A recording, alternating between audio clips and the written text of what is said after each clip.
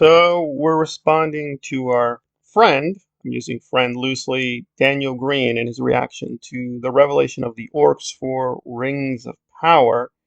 And for the most part, I didn't mind the video. He did go a little bit far with it headcanon in terms of how the orcs should look, or he wants them to look, which is not in the books.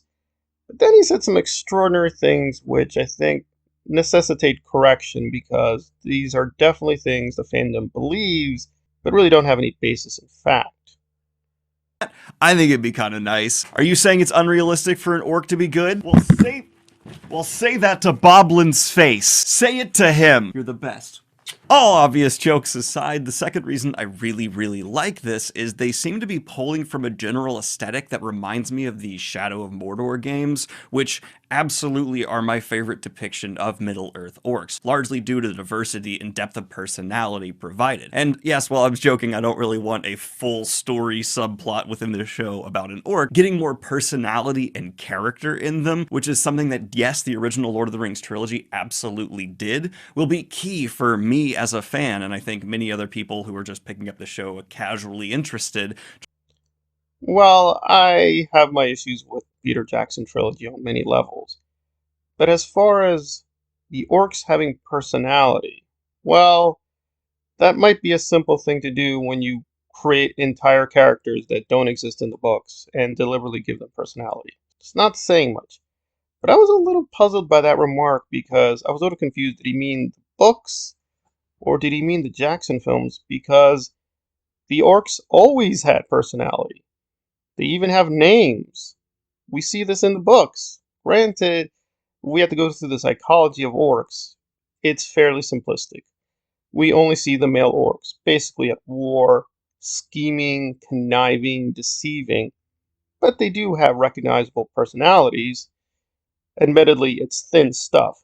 Compared to the hero side, we do get a fairly simplified view of the orcs, but no, the orcs do have personalities, and the orcs don't look like that. The orcs aren't really big, they're fairly weak. They were never meant to be these extraordinary Thanos MCU monsters who can pick up insane, huge axes and swords and make trouble for the hero people. That's something that's been invented by the video games and the films, and it seems a lot of the fandom wants to believe that's what the orcs are, but that's not what the orcs are originally. That's not even what the orcs are canonically. I'm a little puzzled about what he means what's good in the show, that they're following the video game.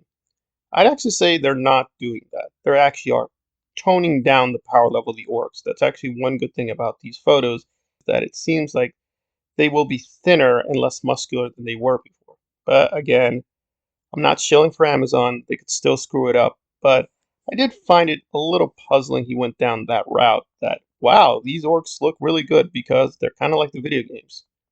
Well, that's nice, but what does that have to do with Tolkien? A little puzzled. And then he gets into the issue of Sauron and how evil should be portrayed. For me as a fan, and I think many other people who are just picking up the show casually interested, to really connect to the bad side of things, which is actually one of my biggest worries for this Lord of the Rings show, that evil will be overly bland, they won't nail Sauron in the Second Age being this master deceiver who could turn out to be anyone at any moment, and instead are just going to give us evil, bland, Dark Lord stuff. Like, my favorite twist idea for this season of television is like there being three possible people who are like maybe the master deceiver and the liar, and then it turns out that he's multiple of them because of course he is. He can do that. That'd be dope. Getting back on topic though. Well, it might feel like I'm cherry picking Daniel at his worst. He did admit he got Sauron incorrect. And I've had issues with pronunciation, or I should be more accurate. People think I have issues with pronunciation, but no, I don't have issues with pronunciation. Fantasy names do have multiple pronunciations. It doesn't matter even if the canonical author says it to say it like that, it might not be true. To take one case, which people don't know, Kynes in the Dune saga, that's not how Herbert pronounced the name. He actually pronounced it Kindness. So, there you go. But if I said Kindness, I'm sure many people would say, you don't know Dune! You never read Dune! You don't know anything about Frank Herbert! And I'd be like, Frank Herbert pronounced the name like that. The name canonically is technically supposed to be Kindness. But if I said it, most of the fandom would be like, it's not kindness, It's kinds. So, but it's nice that he was fairly open-minded about that. Said, yeah, I kind of got the name wrong. I think with names, we're always going to have debates about what is the correct name or incorrect name. But in terms of Sauron's abilities, yeah, I don't know. I don't think Sauron can be simultaneously different people at the same time. It is canonical he is a shapeshifter, but I don't know if he could maintain multiple identities simultaneously.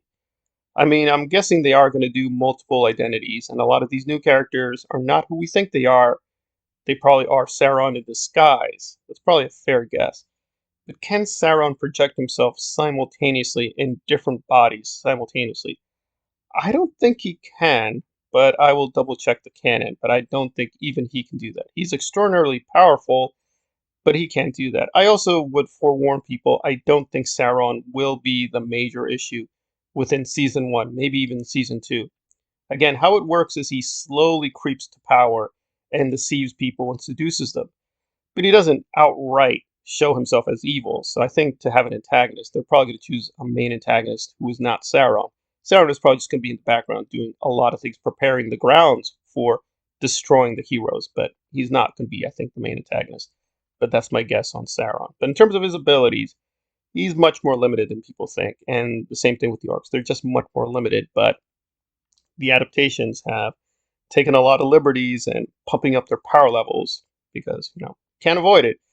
I have no doubt that Rings of Power is going to try to emulate the MCU, and it seems now that they have The Hobbit, they're going to have an expanding Tolkien verse, but it may go down the MCU verse that kind of has a relationship, but it's very tangential to the source material.